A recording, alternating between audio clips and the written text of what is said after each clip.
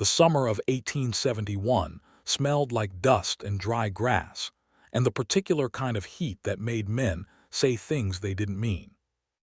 Cole Ryder was 22 years old, lean as a fence post, and far too sure of himself for a man who owned nothing but a horse and a bedroll. He rode for the Harmon Ranch then, moving cattle along the southern Arizona territory where the red rock met the scrub and the sky went on forever. He wasn't expecting to find a child sitting in the middle of the trail. She was perhaps 7 years old, maybe 8, small enough that he nearly didn't see her until his horse shied sideways and snorted. She sat perfectly still in the dirt, cross-legged, watching him with eyes the color of Black River stones. Her dress was torn at the shoulder. A cut on her forehead had dried to a dark crust. Around her neck hung a single turquoise bead on a leather cord. Cole swung down from the saddle slowly, the way you move around something wild. "Hey there," he said. She didn't flinch, didn't run, just watched him with those still, serious eyes. He looked around. Nothing in every direction but rock and heat shimmer and a hawk turning slow circles overhead. No camp, no smoke, no sound of horses. "You alone out here?" "Nothing." He crouched down to her level, pushing his hat back off his forehead. She was Apache, he could tell by the bead, by the cut of her dress, by the particular way she held herself, like the stillness wasn't fear but something chosen. "Where's your people, little one?" Still nothing, but her eyes moved just slightly to the east, toward the canyon breaks. Cole pulled his canteen from the saddle and held it out. She looked at it for a long moment before she reached out and took it. She drank without greediness, 2 careful swallows, and handed it back, like she'd been taught that you never take more than you need. Something about that small discipline lodged itself in Cole's chest like a splinter. He didn't know what to do with her. He couldn't leave her. He couldn't ride into Apache territory without getting himself shot. He sat down in the dirt beside her, which seemed to surprise her, her eyes cut to him sideways, and he pulled a strip of dried beef from his coat pocket and set it on the ground between them like an offering. She took it after a moment. They sat in silence for a while, the hawk still turning above them. "You're going to be a handful when you grow up," Cole said, mostly to himself, because she clearly wasn't going to talk to him. "Pretty as you're going to be, some man's going to have his work cut out." He was just talking, the way you talk to horses and dogs and the open sky when you've been riding alone too long. "Tell you what," he said, grinning at his own foolishness. "You come find me when you're grown and I'll marry you myself. Save some poor fellow the trouble." The girl looked at him then, fully, not the sideways measuring glances from before but straight on with those black stone eyes. It wasn't the look of a child who didn't understand. It was the look of someone who was remembering. Cole felt absurdly like he'd just signed something. Before he could say another word, she stood, smoothed her torn dress with both hands, an oddly dignified gesture.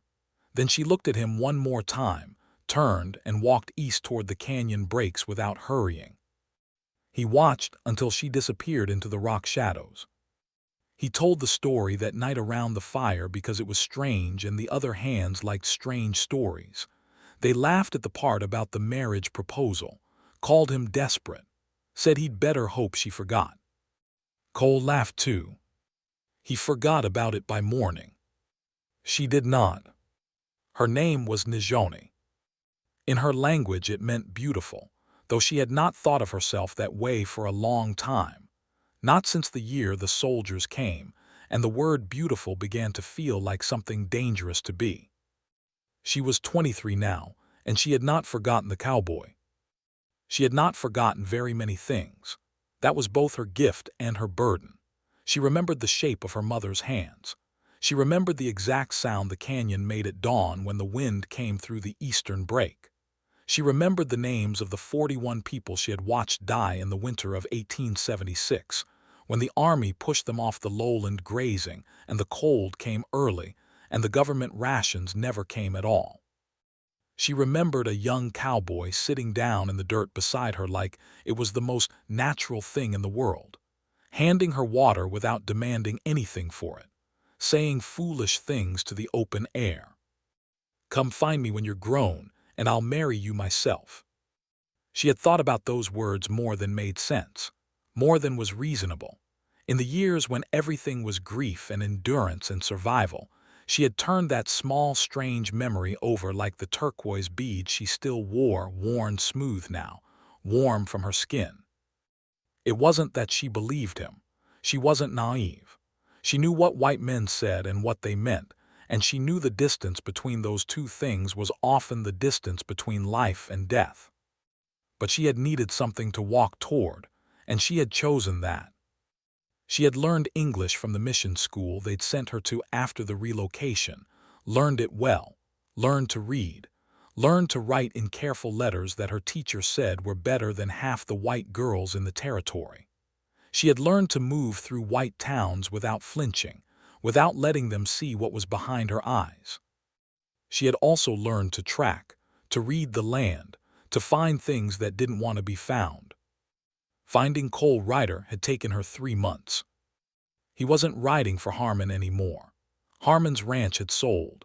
Cole had drifted, the way men do, working cattle drives, doing a season of deputy work in Tucson, a winter of freighting out of Yuma. He had a small reputation for being straight-dealing and fearless, and for never backing down from a fight he thought was just. That last part mattered to her. She found him in a town called Cobber Wells, population 300 and growing, situated at the edge of country that couldn't decide if it was desert or mountain. He was working as a foreman for a rancher named Dutton, which was respectable work. He had a house, a real one, small and sun-bleached, but with a solid door and a covered porch. She stood at the edge of town on a Thursday morning in October, watching him come out of the livery stable, and she saw that the years had made him taller somehow, or maybe just more substantial. He had the kind of face that got better with weathering. He moved like a man who knew what he was doing. He hadn't seen her yet. Nijoni straightened her back, lifted her chin, and walked toward him. She had crossed 100 miles of hard country to get here. She had survived things that would have broken most people. She had planned what she would say, practiced it in English, made it precise and clear so there was no room for confusion. Cole Ryder looked up when she was 10 feet away. She watched his face go through several things at once: surprise, confusion, the beginning of recognition, and then something she couldn't quite name. "I have come," Nijoni said, "to collect on a promise." Cole stood very still for a moment. He was good at reading situations. It was what had kept him alive through several years that tried their level best to kill him, and he was reading this one as carefully as he'd ever read anything. The woman in front of him was Apache, young, maybe early 20s. She wore a calico dress, clean and well-kept, with a turquoise bead at her throat. She stood like the land itself stood, like she had every right to be exactly where she was and would not be moved by wind or opinion. Her eyes were the color of Black River stones. The memory came back to him so suddenly it was almost physical. A small girl in the middle of a trail, dried blood on her forehead, 2 careful swallows from his canteen. His own stupid, careless words said to the open desert because he'd been 22 and alone and hadn't thought anyone was truly listening. "Come find me when you're grown, and I'll marry you myself." "Lord have mercy," Cole said quietly. "You remember," she said, "it wasn't a question." He took his hat off, turned it in his hands, put it back on. "I remember a little girl who appeared out of nowhere and about scared my horse to death." He looked at her carefully. "That was 16 years ago." "Yes. You were 7. 8, she corrected. "I remember precisely." He looked around them. A few townspeople were watching from a distance with the casual cruelty of small-town curiosity. Cole stepped slightly to the side so he was between her and most of their sightlines, an instinctive move he didn't quite think about, and lowered his voice. You crossed the territory too, he stopped, started again. You came here because of something I said when I was 22 years old and half out of my head from riding alone too long. You said it, Nijoni replied. I did not ask you to say it. I came to ask if you are a man who stands behind his words or a man who only speaks them for air. That landed on him with considerable weight. Cole Ryder had been called many things in his life. A liar was not one of them. It was the one thing he'd always been particular about, maybe because his father had been a man whose word meant nothing, and Cole had spent his whole life building himself into the opposite. That's not a fair question, he said. I did not come here for fair. I came here for an answer. He looked at her for a long moment. She looked back. Neither of them looked away. He thought about what it had taken for her to be standing here. The territory between Apache land and Cowboy Wells was not kind country. A young Apache woman traveling alone through white settlements, through army patrol routes, through towns that would not have welcomed her, that was not a small thing. That was not something you did on a whim. She had believed him enough to cross 100 miles of hard country. And this was the thought that hit him harder. She hadn't necessarily believed him, but she had needed something to walk toward, and she had chosen this, which was in some ways a greater act of faith than belief. I'm not the same man I was at 22, Cole said slowly. No, Nijoni agreed. Neither am I the girl I was. I don't even know your name. Nijoni. What does it mean? Something shifted almost imperceptibly in her expression. Beautiful. Cole nodded slowly. He looked down at his boots. He looked up at the sky. He looked at the small turquoise bead at her throat, worn smooth and warm from years of wearing.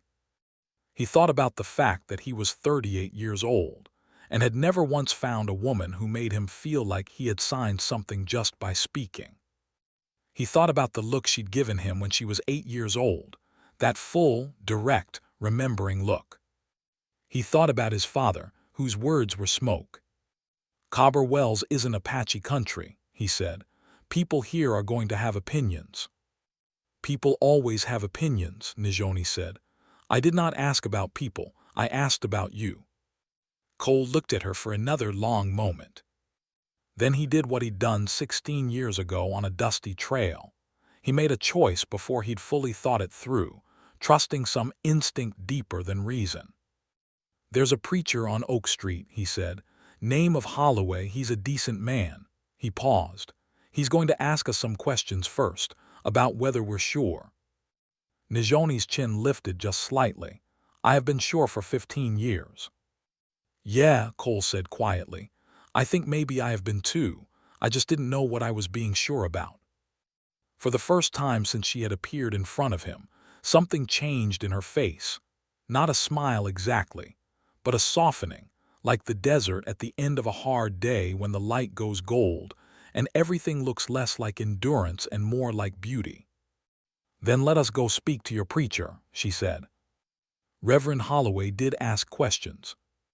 He was a small, precise man of about 60 who had come west from Ohio with the sincere belief that God operated in all territories and that his job was simply to show up. He had married miners to widows, soldiers to schoolteachers, and once memorably, a former outlaw to a Quaker woman who had written him 17 letters explaining why God had told her to do it. He was not easily surprised. He was, however, clearly working through several things at once as Cole, and Nijoni sat across from him in the small room that served as both his office and his library. You understand, he said carefully, that there are laws in some territories. Arizona Territory does not prohibit this marriage, Nijoni said. She had done her research.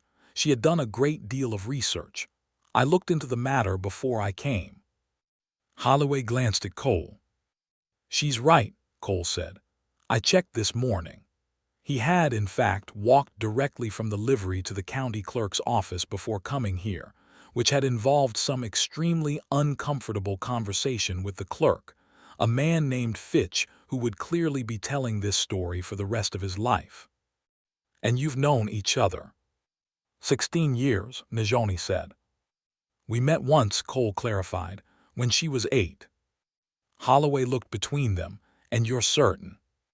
Reverend, Cole said, I've been certain about very few things in my life. This might be the clearest I've ever been about anything. Najoni said nothing.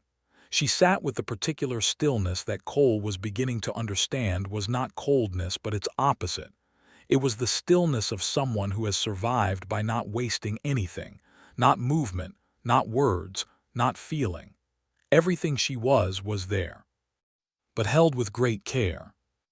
Holloway married them that afternoon. There were no witnesses except the Reverend's wife, a stout woman named Clara who cried freely and without apology and pressed Najoni's hands between both of hers afterward and said, "Welcome, dear," with such plain warmth that something moved in Najoni's chest that she wasn't prepared for. She had prepared for hostility. She had prepared for difficulty. She had not prepared for a round-faced woman in an apron who welcomed her like it was nothing at all. The walk back through town to Cole's small house was not comfortable. Eyes followed them. She was practiced at ignoring that kind of looking, the kind that wanted to make you feel like a trespassing thing. She kept her chin level and her steps even. Cole walked beside her. When a man on the boardwalk made a comment, low, ugly, aimed at her, Cole stopped walking. He turned and looked at the man with an expression that was almost pleasant in its complete lack of heat. "I'd think carefully about the next thing you say," Cole told him. "That's my wife." The way he said "my wife," not like a possession, but like a declaration, like something he was planting a flag beside, made the man on the boardwalk look away first. They walked on. The house was small. She had known it would be small. She had watched it from a distance before she came into town, which was just practical. A front room, a kitchen, a bedroom, a covered porch facing west where the sunset came full and unobstructed. Cole opened the door and held it for her. She stepped inside and stood in the middle of the front room and looked around at the simple furniture, the single window with its plain curtain, the shelf of books he hadn't struck her as the type to own, the hook near the door where his spare coat hung. It smelled like wood and dust and leather, and something underneath all that, something that was just house, the specific smell of a place where someone has been living. She had not had a house in a very long time. "It's not much," Cole said behind her. He sounded for the first time uncertain. We can change things however you want." Najoni turned and looked at him standing in his own doorway, hat in his hand, watching her with those careful eyes. She thought about the 41 people. She thought about the winter. She thought about 15 years of carrying a small turquoise bead and an absurd promise like they were the only navigable stars in a bad sky. She thought about Clara saying "welcome, dear," like it was nothing at all. "It is enough," Najoni said. And then, because he had been honest with her and she believed in returning honesty, "It is more than enough." Cole Ryder nodded slowly. Something in his face that had been held tightly for a long time seemed to let go. Outside, the October sun was beginning its descent, and the light that came through the single window was going gold and warm, the way desert light does at the end of a hard day, like the land itself was deciding to be generous. She had walked 100 miles toward a foolish promise made by a young man who hadn't known anyone was listening.